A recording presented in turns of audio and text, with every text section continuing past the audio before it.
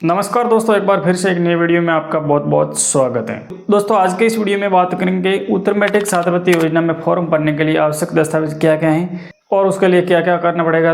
तो दोस्तों आज की इस वीडियो में पूरी जानकारी सही तरीके से समझेंगे। तो दोस्तों वीडियो में शुरू से लेकर लास्ट तक बना रहे ताकि पूरी जानकारी आपको सही तरीके से समझ में आ सके। अगर आप एक विद्यार्थी हैं तो ये वीडियो आपके लिए बहुत ही जरूरी है, क्योंकि आपको छात्रवृत्ति योजना में फॉर्म भरना है, यानी आपको छात्रवृत्ति प्राप्त करनी है। तो ये वीडियो आपके लिए बहुत ही जरूरी है, जिसको समझकर आप आसानी से फॉर्म में अप्लाई कर सकते हैं और आप छात्रवृत्ति प्राप्त कर सकते हैं। तो दोस्तों चलिए बिना देरी के वीडियो को स्टार्ट करते हैं और जानते हैं कि छात्रवृत्ति का फॉर्म भरने के लिए आवश्यक दस्तावेज कौन कौन से लगने वाले हैं, जो आपको सही तरीके से आज समझाने जा रहा हूँ। सबसे पहले डॉक्यूमेंट की बात की जाए तो वो है एसएसओ और पासवर्ड, यानी एसएसओ आईडी बनाना बहुत ही जरूरी है। अगर आपके पास एसएसओ आईडी नहीं है तो आप छात्रवृत्ति का फॉर्म नहीं भर पाएंगे, यानी छात्रवृत्ति का फॉर्म भरने के लिए आपको एसएसओ आईडी की आवश्यकता होगी। अगर आपके पास एसएसओ आईडी नहीं है तो आप स्वयं भी एसएसओ आईडी क्रिएट कर सकते हैं। अगर आपसे एसएसओ आईडी नहीं बनाई जा रही है तो आप अपने नज़दीकी ई मित्र पर जाकर आप एसएसओ आईडी क्रिएट कर सकते हैं और आप उसका पासवर्ड सेट कर सकते हैं। फिर आप आसानी से किसी भी नज़दीकी ई मित्र पर जाकर आप छात्रवृत्ति का फॉर्म भर पाएंगे और इसके साथ साथ आप एसएसओ आईडी से कई सारे फॉर्म अप्लाई कर सकते हैं और उसका बेनिफिट ले सकते हैं। तो आपके पास एसएसओ आईडी होना बहुत ही जरूरी है, जिसके माध्यम से कोई भी भर्ती का फॉर्म अप्लाई कर सकते हैं। जन आधार का काम एसएसओ आईडी से कर सकते हैं और इसके साथ साथ ऐसी कई योजनाएं हैं जो आप एसएसओ आईडी के माध्यम से फॉर्म अप्लाई कर सकते हैं। तो आपके पास एसएसओ आईडी होना बहुत ही जरूरी है। तो दूसरे नंबर पर बात की जाए डॉक्यूमेंट की तो वो है आधार कार्ड। अगर आपके पास आधार कार्ड है और उसके साथ मोबाइल नंबर लिंक नहीं है तो आप छात्रवृत्ति का फॉर्म नहीं भर पाएंगे। तो उसके लिए आपको आधार कार्ड में मोबाइल नंबर लिंक करवाना बहुत ही जरूरी है, फिर आपका कोई भी फॉर्म आसानी से भरा जाएगा। यानी आपके आधार कार्ड के साथ मोबाइल नंबर लिंक है तो आप कई सारी योजना का फॉर्म आप घर बैठे भी भर सकते हैं, यानी ओटीपी के माध्यम से आप भर सकते हैं। तो आपके आधार कार्ड के साथ मोबाइल नंबर लिंक होना बहुत ही ज़रूरी है और आपका आधार कार्ड पूरी तरह से अपडेट होना ज़रूरी है।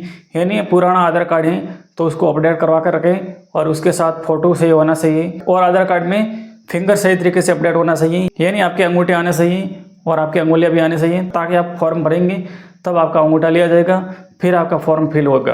तो इसके लिए आपको आधार कार्ड अपडेट करवाना बहुत ही ज़रूरी है और इसके साथ में मोबाइल नंबर लिंक करवाना बहुत ही ज़रूरी है। तो ये आप पहले काम करवा के रखें ताकि आप आसानी से कोई भी योजना का फॉर्म भर सकेंगे। और उसके बाद में तीसरे नंबर दस्तावेज की बात की जाए तो वो है जाति प्रमाण पत्र। आपका जाति प्रमाण पत्र बना हुआ होना चाहिए। अगर आप SC ST हैं, OBC हैं या आप किसी भी कैटेगरी के हैं तो आपके पास जाति प्रमाण पत्र होना बहुत ही जरूरी है और जाति प्रमाण पत्र आपके जन आधार कार्ड से लिंक होना भी जरूरी है, क्योंकि छात्रवृत्ति का फॉर्म भरते हैं वहाँ पर जाति प्रमाण पत्र अपलोड करने का कोई ऑप्शन नहीं है, केवल आपके जन आधार कार्ड से लिंक होना चाहिए और वहाँ से आपका जाति प्रमाण पत्र ऑटोमेटिकली जन आधार कार्ड से लिंक हो जाएगा, फिर आप आसानी से फॉर्म भर सकते हैं। उसके बाद में चौथे नंबर पर बात करते हैं डॉक्यूमेंट की तो वो है मूल निवास। अगर आपके पास मूल निवास नहीं है तो वो भी आप जल्दी से नज़दीकी ई मित्र पर जाकर बनवा लें, जो नया वाला बनवा लें और वो भी आपके जन आधार कार्ड से लिंक होना चाहिए। अगर आपके पास जन आधार कार्ड नहीं है तो आप नज़दीकी ई मित्र पर जाकर आप आसानी से अप्लाई कर सकते हैं, जो आपको ई मित्र से बना दिया जाएगा।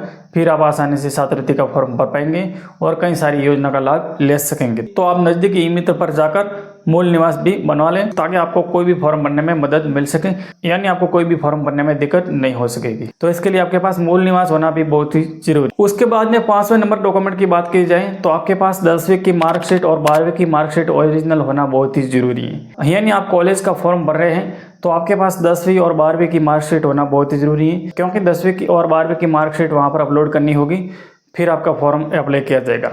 तो आपके पास 10वीं और 12वीं की ओरिजिनल मार्कशीट होना बहुत ही जरूरी है। उसके बाद में 6ठे डॉक्यूमेंट की बात की जाए तो वो आपके पास अंतिम परीक्षा परिणाम की मार्कशीट होना बहुत ही जरूरी है, जो भी ओरिजिनल होना चाहिए। यानी आप BA फर्स्ट ईयर का फॉर्म भर रहे हैं तो आपके पास 12वीं की अंक तालिका ओरिजिनल होना बहुत ही जरूरी है, क्योंकि वो भी छात्रवृत्ति का फॉर्म भरते समय अपलोड की जाएगी, जो आपके लिए जरूरी है। उसके बाद में 7वें नंबर डॉक्यूमेंट की बात की जाए तो वो आपके पास बैंक पासबुक होना जरूरी है। कोई भी बैंक का आपके पास खाता होना चाहिए, यानी आपके पास पासबुक होनी चाहिए और वो जन आधार कार्ड के साथ लिंक होनी चाहिए। अगर आपके पास बैंक पासबुक है और आपने अभी तक जन आधार कार्ड के साथ लिंक नहीं करवाई है तो आप जल्दी से किसी भी नज़दीकी ई मित्र पर जाकर बैंक पासबुक को जन आधार कार्ड के साथ लिंक करवाए, फिर आप आसानी से फॉर्म भर पाएंगे और आपका छात्रवृत्ति का पेमेंट सीधा ही आपके बैंक खाते में जमा किया जाएगा। तो उसके लिए आपको बैंक पासबुक की आवश्यकता जरूरी होगी। और उसके बाद में 8वें नंबर डॉक्यूमेंट की बात की जाए तो वो आपके पास आय प्रमाण पत्र होना चाहिए, यानी इसी साल का आपके पास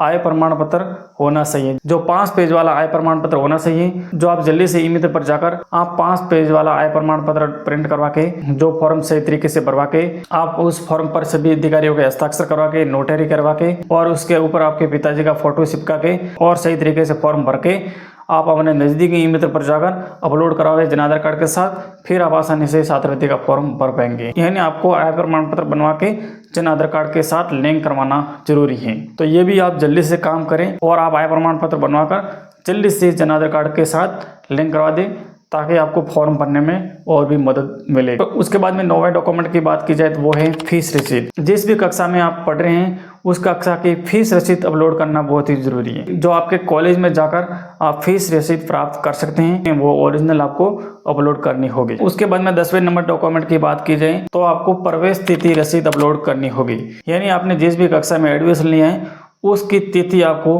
देनी होगी। जो आप एडमिशन करवाते हैं उस समय आपको रसीद मिल जाएगी, वो आपके पास होना बहुत ही ज़रूरी है, क्योंकि उसके ऊपर प्रवेश तिथि लिखी हुई होती है, वो आपके पास होनी बहुत ही ज़रूरी है। जब भी फॉर्म भरेंगे छात्रवृत्ति का, वहाँ पर प्रवेश तिथि लिखनी होगी। तो दोस्तों इस तरीके से ये सभी दस्तावेज आप तैयार कर लेने हैं, फिर आप आसानी से किसी भी नज़दीकी ई-मित्र पर जाकर आप फॉर्म अप्लाई कर सकते हैं। अगर आप खुद भी फॉर्म अप्लाई कर सकते हैं और आपके पास कंप्यूटर हैं तो आप खुद भी अप्लाई कर सकते हैं, जो बहुत ही आसानी से। अगर आपको छात्रवृत्ति प्राप्त करनी है तो ये सभी दस्तावेज आपके पास होना बहुत ही जरूरी है, तब आप आसानी से छात्रवृत्ति का फॉर्म भर पाएंगे, अन्यथा आप छात्रवृत्ति का फॉर्म भरने से वंचित रह सकते हैं। तो आप जल्दी से समय रहते हुए ये सभी दस्तावेज अपने तैयार कर लें और अपने जन आधार कार्ड के साथ लिंक करवा दें, फिर आप आसानी से छात्रवृत्ति का फॉर्म भर पाएंगे। तो दोस्तों ये छोटी सी जानकारी आपको अच्छी लगी है तो अपने दोस्तों के साथ भी शेयर करें और अपने साथ पढ़ने वाले विद्यार्थियों के साथ भी शेयर करें, ताकि उनको भी छात्रवृत्ति का फॉर्म भरने में मदद मिल सके। तो दोस्तों आज का ये वीडियो उत्तर मैट्रिक छात्रवृत्ति योजना में फॉर्म भरने से संबंधित था।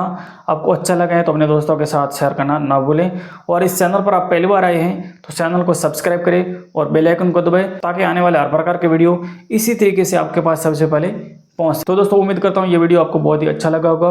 अच्छा लगा है तो लाइक कमेंट शेयर जरूर करें। तो दोस्तों मिलते हैं एक और नए अपडेट के साथ एक नए वीडियो में। जब तक जय हिंद, वंदे मातरम, नमस्कार, जय हिंद।